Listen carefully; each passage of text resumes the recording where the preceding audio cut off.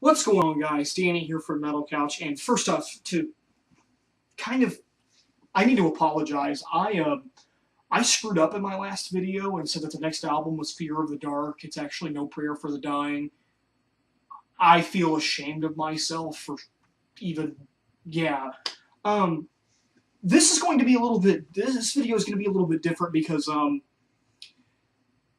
just titling this Iron Maiden in the '90s because this is pretty much my feelings of Maiden for the entire decade. Early in the decade, we have No Prayer for the Dying and Fear of the Dark. No Prayer for the Dying has a couple of good songs on it, Holy Smoke, Tail Gunner. And then Fear of the Dark has Fear of the Dark, From Here to Eternity. Adrian Smith left, and then eventually Bruce Dickinson would leave.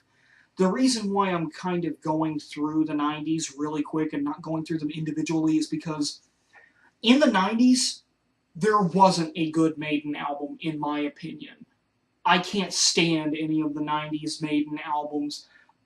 Granted, there are good songs. I mean, you got Fear of the Dark, Tail Gunner, Holy Smoke. And From Here to Eternity is actually a nice song. And then the Blaze Bayley era was just horrible.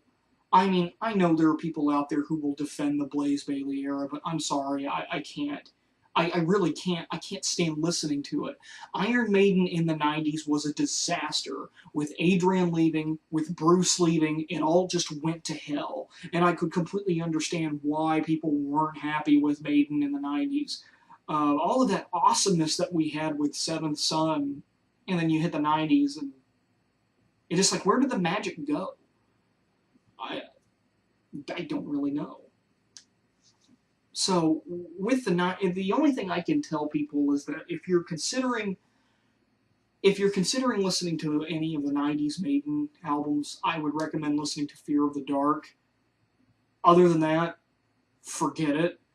Because I can't stand any of these albums.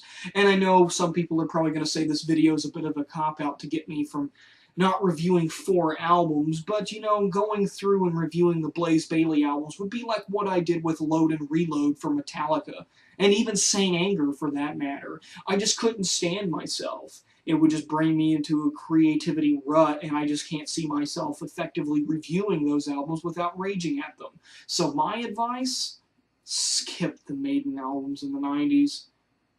But 2000, well, Brave New World.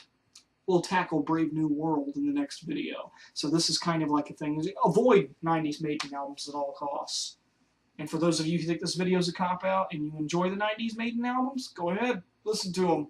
To each his own. My opinion, don't like them. Skip them.